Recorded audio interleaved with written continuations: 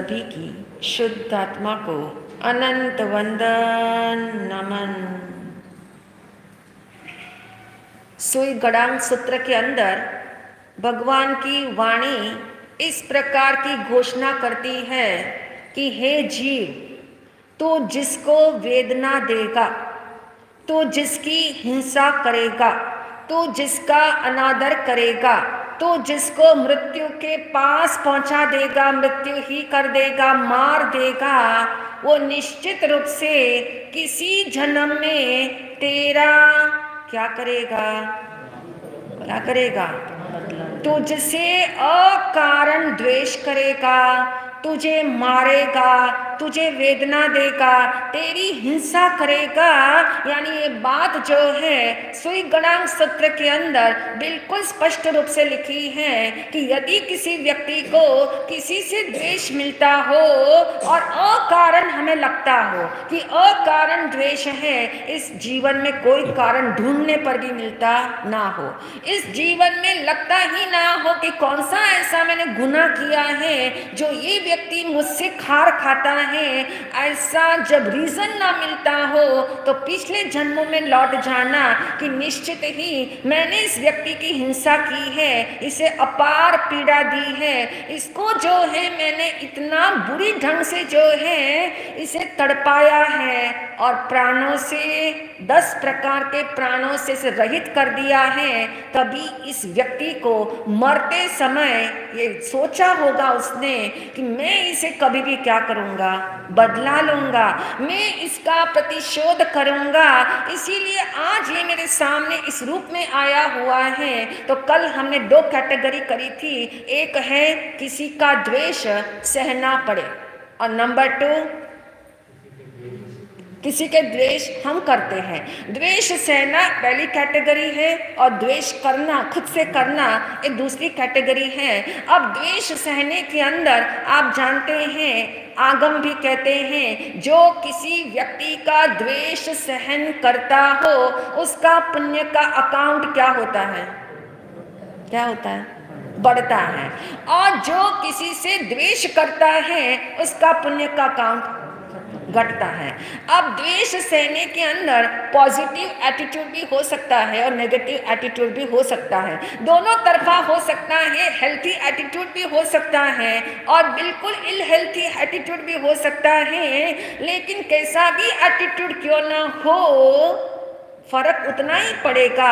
यदि पुण्य का उदय उत्कृष्ट रूप से बंधा है तो किस रूप में बंधेगा कि उस व्यक्ति ने उस व्यक्ति को जो है उस रूप में नहीं देखा कि इस व्यक्ति ने मेरा अनिष्ट किया है, उसने अपने को देखा, अपने को जाना, अपने को ही माना कि मेरी कोई अपराध हुआ है, मुझसे कोई गलती हुई है, इस जन्म में मुझे ढूंढने पर भी नहीं मिल रही, लेकिन किसी जन्म की गलती की ये सजा मुझे मिल रही है, वो अपने पे लौटता है। और जो मजबूरी में करता है कि इस समय में बलवान नहीं हूं, इस समय में कैसा हूं, निर्बल हूं, मेरी कमजोरी है, मेरे पास साधन नहीं है, मेरे पास ताकत नहीं है, मेरी इतनी बुद्धि नहीं है, मेरा इतना कब कुछ भी चलता नहीं है। यानी जब ऐसी मजबूरी हो और फिर आप किसी को सहो तो लगता ऐसा अंदर में है, किसी दिन मेरे पास ताकत होगी तो क्या करूंगा,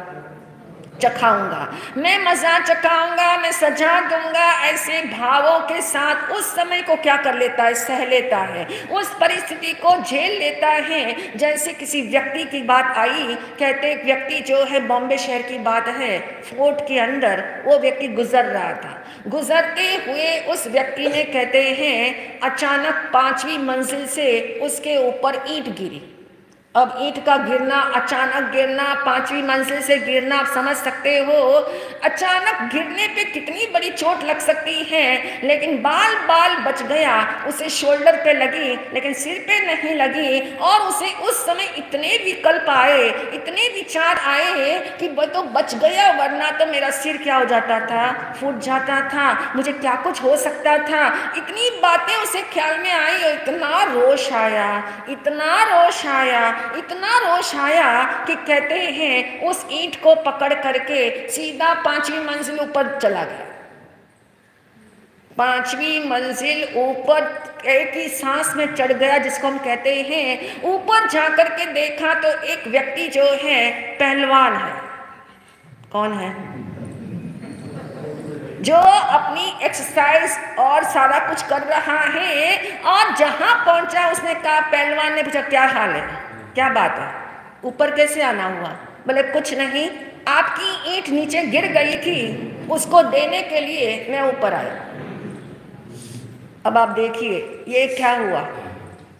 अंदर में तो रोष आया है, अंदर में तो द्वेष जागा है, अंदर में इतना बुरा भाव हिंसा का जागा हुआ है, लेकिन सामने वाले को देख करके आप अपने को चेंज कर लेते हो, वो भी पुण्य बढ़ाता है। वो भी भले ही वो कमजोर वाला पुण्य बनता है, लेकिन कहने का अभिप्राय ये है, यदि ऐसे में भी आप अपने को शांत करते हो, संयमित करते हो, ब्रेक लगा देते हो, स्लो डाउन हो जाते हो, पॉज लगा देते हो अपने भावों के ऊपर, तो भगवान महावीर कहते हैं यहाँ से भी तुम्हारा रास्ता क्या हो सकता है, खुल सकता है। तो द्वेष सहना अकारण और द्वेष सहना कारण, कारण से द्वेष सहना।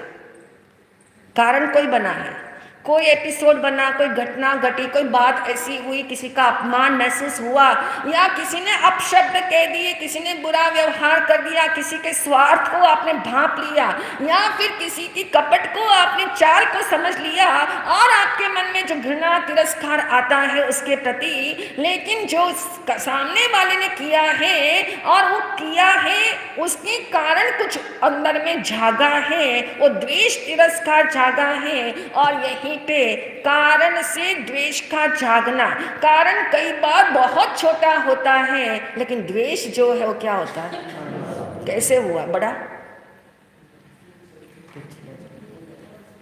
निमित्त छोटा और द्वेष बड़ा, तो उसको हम क्या कहेंगे? कहां से इतना द्वेष इकट्ठा हुआ है?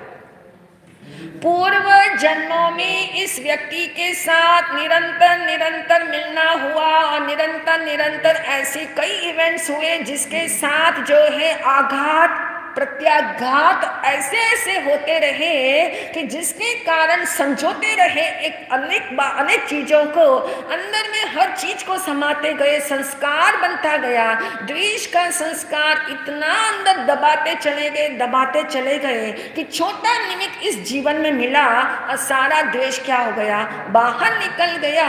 इसे कहते हैं कारण से द्वेष का जागना, और बिना कारण से द्वेष का जागना चाहे किसी भी ढंग से जागे, इसका उपाय क्या है? जब द्वेष को सहना पड़ता हो, द्वेष को सहना पड़ता हो, उसका उपाय बता दिया भगवान ने। 5 टिप्स के अंदर बता दिया। नंबर 1 बता दिया, दोष देखना सामने वाले का छोड़ दो, जिसके प्रति द्वेष आ रहा है, जिसके प्रति द्वेष आ रहा है, जिसके साथ कुछ घटना घटी है, उसके दोष देखना छोड़ दो, क्योंकि जितने दोष आप उसके देखोगे उतना तिरस्कार का लेवल क्या हो रहा है, हायर हो रहा है, उतना तिरस्कार बढ़ता जा रहा है। अभी एट प्रेजेंट मोमेंट पे जो घटना घटी है वो इतनी घटना घटी है कि आपका तिरस्कार फर्स्ट लेवल पे है, लेकिन आप निरंतर निरंतर उसी का घोलन करते रहो, उसी को बनाते रहो, उसी को बुनते रहो, तो क्या होगा? उससे ये होगा कि आपके माइंड के ऊपर जो तिरस्कार का संस्कार अंदर में जमा हुआ है वो और अधिक गाढ़ा होता जाएगा, और आप जो है तिरस्कार की बीमारी के स्टेजेस के कई सारे वेंचर्स पार कर देंगे।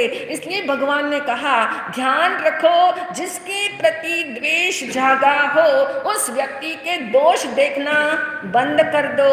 नंबर 2 बता दिया, दोषी मानना छोड़ दो। ये मेरा अपराधी है, इसी के कारण मेरा नुकसान हुआ है, इसी की वजह से आज ये ना होता, आज ये ना बोलता, आज ये ना ऐसा करता तो ये परिस्थिति नहीं होती। ऐसा उसे जो है अपराधी मानना छोड़ दो, क्योंकि अपराधी मानने से आपके अंदर का तिरस्कार क्या हो रहा है, बढ़ता जा रहा है। उसको अपराधी मानना छोड़ दो, दोष देखना छोड़ दो, दोषी मानना छोड़ दो। तीसरा पॉइंट बता दिया, उसे किसी प्रकार का उपदेश देना छोड़ दो, क्योंकि समझाना बहुत चाहते हैं, एक्सप्लेनेशन, ये ऐसे ऐसे हुआ, तूने ऐसे ऐसे किया, और ये जब तक सामने वाले को समझ ना आए उसकी गलती, उस हद तक हम उसको समझाना चाहते हैं, अलग अलग ढंग से समझाना चाहते हैं। इसलिए भी समझाना चाहते हैं कि इस व्यक्ति दोबारा गलती ना करे, ऐसा हित भाव भी होता है। लेकिन फिर भी भगवान ने कहा उपदेश देना छोड़ दो, मतलब बारंबार बारंबार कहना उसे छोड़ दो। लाइट वे में कह दिया, एक बार कह दिया, 2 बार कह दिया, नहीं, जिसे समझना है वो नहीं समझेगा, आपके 10 बार कहने से आप उसे छोड़ दो, यानी उपदेश देना छोड़ दो।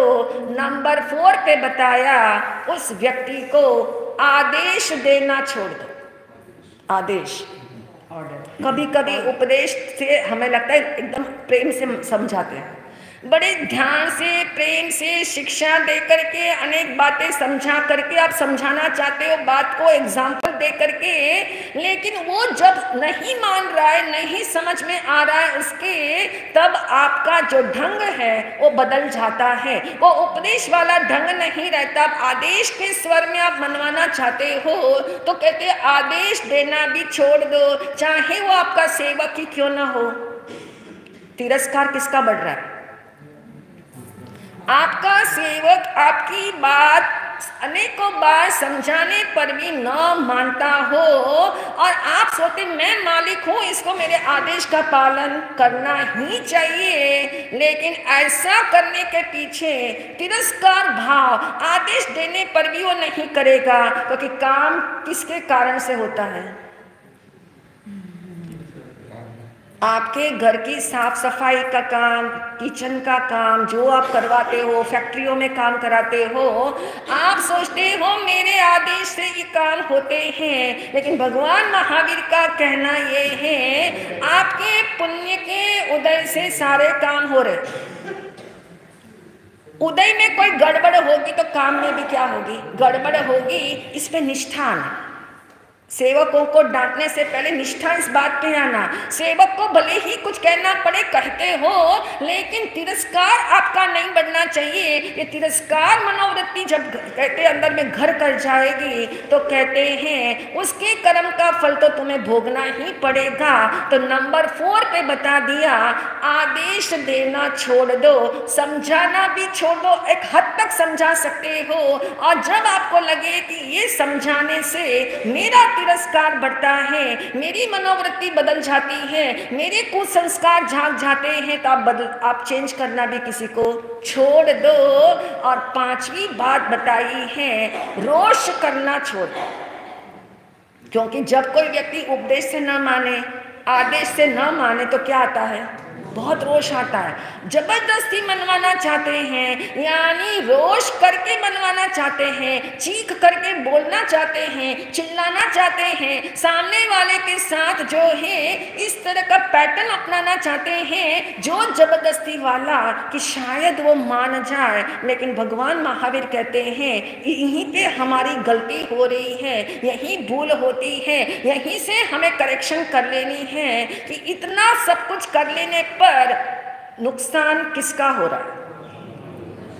स्वलक्ष्य को कौन भूल गया? सिद्धांतों को कौन भूल गया? मैं भूल गया, उसको तो पता ही नहीं है। सामने वाले को सिद्धांतों के बारे में कुछ नहीं पता। सिद्धांत मैं जानता हूँ, सिद्धांतों को मैंने समझा है, जिनवाणी का आदर मैंने किया है, जिनवाणी को बारीकी से मैंने अध्ययन किया है, और मैं ही नहीं समझ पा रहा हूँ इस बात को कि नुकसान इसमें किसका हो रहा है? मेरा नुकसान हो रहा है। यदि इस जन्म के अंदर ये अपना नुकसान समझ में आ जाए तो द्वेष का भाव जो है वो संयमित होना शुरू हो जाएगा, वो मंद होना शुरू हो जाएगा, उसका लेवल घटना शुरू हो जाएगा, और प्रत्येक व्यक्ति के प्रति प्रेम भाव, मैत्री भाव, क्षमा भाव, दया का भाव, जिसको कल हमने कहा था तोते बुलाओ और कौवों को उड़ाओ।